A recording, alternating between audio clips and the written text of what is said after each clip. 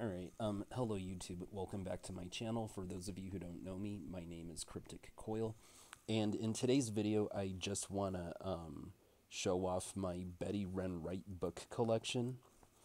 I've only read one, and the book that I have is called The Ghost of Ernie P. I bought this book back in second grade at the Scholastic Book Fair, and I didn't read it till third grade. And what I remember the most about this book is that it was the first time that I'd ever heard the term yup. Like, instead of saying yep, it's yup.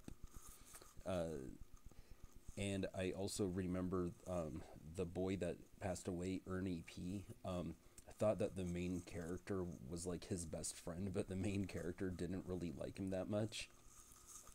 And that's really all I remember. So the tagline on the front reads, "You can believe in ghosts, but you don't have to believe what they tell you." And so I'll read the summary on back. A secret, a mystery, a ghost. Ernie's new in town, and Jeff isn't sure he likes it when Ernie chooses him for a best friend. Okay, exactly like I was saying.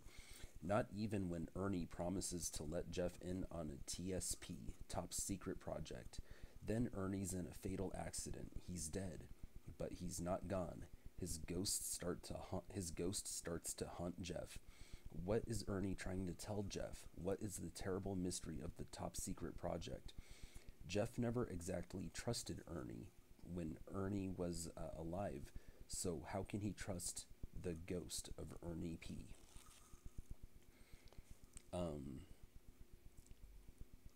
Yeah, so I have this one, and then I think this might have been a first edition, because it's a hardback. It has a dust jacket. The spine is really good. This used to be owned by a library, but I think it's really cool that I have this one as well. And then I have this one that I haven't gotten around to reading yet, but I really want to. It's called The Dollhouse Murders. And so you have this, young woman or this girl, not sure, and she's in an attic looking at a dollhouse. The dollhouse is a replica of the house that she's in. And the tagline on the front reads, "What secret does the dollhouse hold?" And I'll read the summary on back. The old dollhouse is trying to tell Amy something. Amy is fascinated by the old dollhouse she finds in the attic. It looks exactly like the house she's staying in with her aunt, down to the tiniest detail. But strange things seem to happen in the dollhouse, things Amy can't explain. Dolls move from one room to another when there's no one there to move them. Doors open and close by themselves, and when Amy goes up to the attic in the middle of the night, the dollhouse is filled with a ghostly light. Amy knows the dolls are trying to tell her something, but she's terrified to find out what. Could their movements be connected to the unsolved mysteries that happened years before? Now, that sounds pretty good. That sounds like a good read. Then I have this one, and I have another copy somewhere with a different cover, but I really like finding these old Apple paperbacks. This one is called Ghosts Beneath Our Feet. What was the ghost girl trying to tell her? So you have this, girl or this young woman in a nightgown looking in a mirror, and she sees a ghost reflecting back at her. And the ghost is wearing some clothes that were fashionable a long time ago from some other period. So the tagline reads, "What was the ghost girl trying to tell her?" The summary on back reads, "If only Katie could understand the ghost girl's warning. Katie couldn't be happier about spending the summer in the tiny town of New Quay. She pictures a quaint little village with a town square and a general store, the perfect place for her mother, stepbrother, and her to become a family again.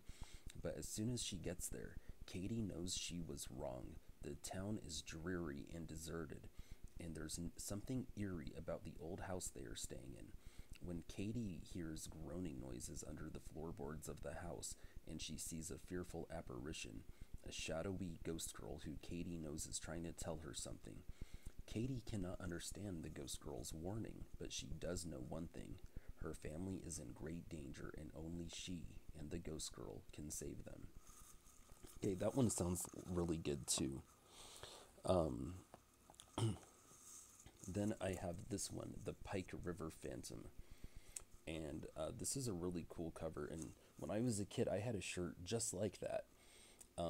So you have what appears to be a brother and a sister being chased by a ghost, and they're running downstairs. They look scared. So let me read the tagline.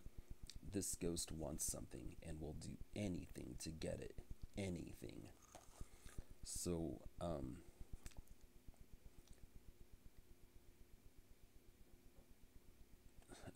I'm not going to be able to read the back because some like paint is obscuring some of the words. So,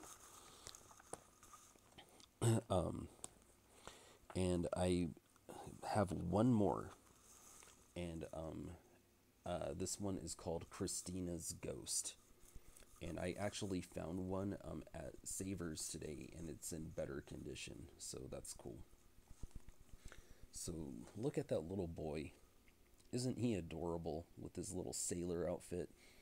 And then you have a young girl who appears to be a little bit older than him, and she's, on a tree swing. And the tagline on the front reads, "What does the ghost want from her?" You mean he's a ghost? The last thing Christina wants to do this summer is stay with grumpy Uncle Ralph in his old Victorian house. She's sure she'll have an awful time, but on her very first day there, Christina meets a sad, mysterious little ghost boy who seems to need her help. Soon, Christina discovers the house contains a mystery that was never solved, and that the ghost boy has something to do with it all. But how can she make Uncle Ralph help her solve the puzzle? What is the evil, chilling presence that lurks in the attic, and why is it trying so hard to frighten her away? So that, I think, sounds like the best one. Maybe The Ghost of Ernie P. Might be a little bit... just the description of the plot might rival the appeal that Christina's Ghost has, but those are the ones that... two that I'd like to read the most. Now, some of you have actually seen these books in my collection and seen other videos where I did a book haul and I read the taglines and I read the summary on back. One of you even told me a really cool story in the comment section. This person told me that when they were a kid, they actually wrote Betty Ren Wright a letter, and Betty Ren Wright wrote them back like a 3 or 4 page letter in like perfect cursive handwriting. I was like, oh, that's really cool that Betty Ren Wright was the type of person who would write her young fans, letters back. She's passed away, but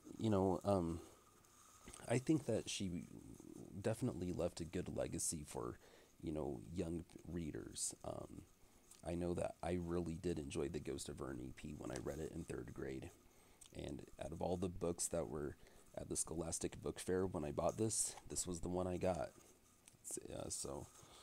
And I'm sure a lot of people feel that way about her writing. So, well, thank you guys for watching.